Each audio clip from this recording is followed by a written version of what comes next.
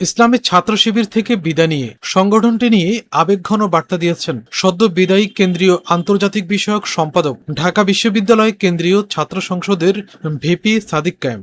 এর মধ্য দিয়ে দীর্ঘ এক সোনালী অধ্যায়ের সমাপ্তি ঘটল বলেও মন্তব্য করেন তিনি। আজ সোমবার শিবিরের কার্যকরী পরিষদের উপনির্বাচনে সাদিক কায়েম সহ ৯ কেন্দ্রীয় নেতার আনুষ্ঠানিক ছুটি হয়েছে। আগামীকাল কার্যকরী পরিষদের দ্বিতীয় সাধারণ অধিবেশন অনুষ্ঠিত হওয়ার কথা। পরে বাংলাদেশ ইসলামী ছাত্র শিবির আমার আবেগ আর ভালোবাসার প্রিয় সংগঠন শিরোনামে এক ফেসবুক পোস্টে সাদিক কায়েম লিখেছেন, দেখতে দেখতে দীর্ঘ এক সোনালী অধ্যায়ের সমাপ্তি ঘটল।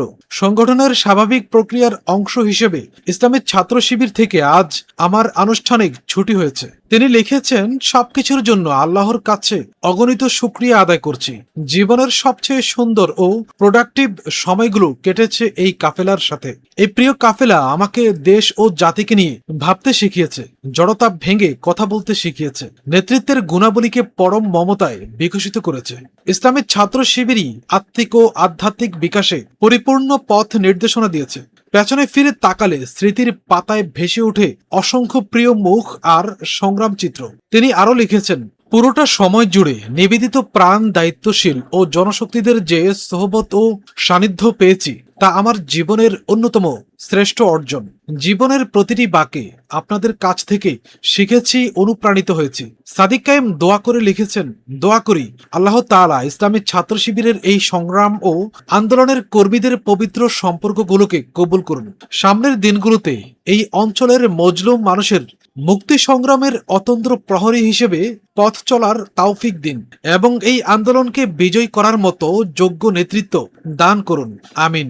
গত ১৬ বছরে বাংলাদেশে যদি একটি সংগঠন থাকে সবচেয়ে বেশি জুলুমের শিকার হয়েছে, সেটা হচ্ছে ইসলামী ছাত্র শিবির। আপনারা সম্প্রতি গুম কমিশনের রিপোর্ট দেখতে পেয়েছেন, যে গুম কমিশনের রিপোর্টে দেখানো হয়েছে একক সংগঠন হিসেবে সবচেয়ে বেশি গুমের শিকার হয়েছে সেটা হচ্ছে ইসলামী ছাত্র শিবির, ৩১%। এবং ইসলামী ছাত্র শিবির খুনি হাসিনা যখন অবৈধভাবে সে ক্ষমতায় আসার পরে ইসলামী ছাত্র শিবিরের সকল অফিসকে সারা দেশে সিলগালা করে দেয়। ইসলামী ছাত্র শিবিরের সকল নিয়মতান্ত্রিক প্রোগ্রামগুলোকে তারা জঙ্গি প্রোগ্রাম হিসাবে ট্যাগিং করে, ফ্রেমিং করে ইসলামী ছাত্র শিবিরের কেন্দ্রীয় সভাপতি দেলাওয়ার হোসেন ভাইকে টানা ৫৭ দিন রিমান্ডে দেয়। ইসলামী ছাত্র শিবিরের কেন্দ্রীয় সভাপতি সিরাজুল ইসলামকে বইটা আবার ফাঁদকে যেভাবে নির্মমভাবে নির্যাতন করে ঠিক একই কায়দায় তাকে নির্যাতন করে। এবং এই আমাদের ঢাকা বিশ্ববিদ্যালয়ে শত শত শিক্ষার্থী আমাদের ভাইদেরকে উপর নির্মম নির্যাতন করেছিল। আজকে আমরা এই আয়োজন করছি, বিগত সময়ে আমরা করেছিলাম, কিন্তু এভাবে ঘোষণা দিয়ে বিশ্ববিদ্যালয়গুলোতে আমাদের করার সেই স্পেসটা দেওয়া হয়নি। ইসলামী ছাত্র শিবিরকে হত্যাযজ্ঞ করা হয়েছিল।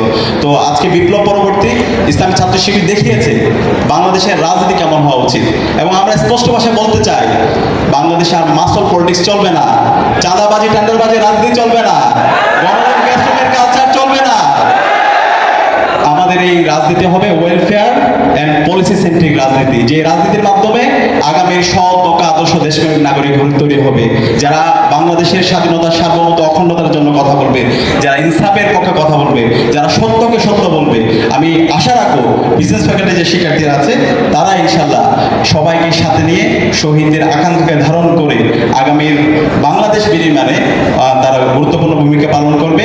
এবং আমি আজকে যারা উপস্থিত হয়েছেন আপনাদের সবার জন্য অনেক অনেক দোয়া এবং শুভকামনা জ্ঞাপন করে এবং ইসলামী ছাত্র শিবিরকে অসাধারণ আয়োজন করার জন্য আবার ধন্যবাদ জানিয়ে আমি আমার কথা এখানে শেষ করছি। আসসালামু আলাইকুম।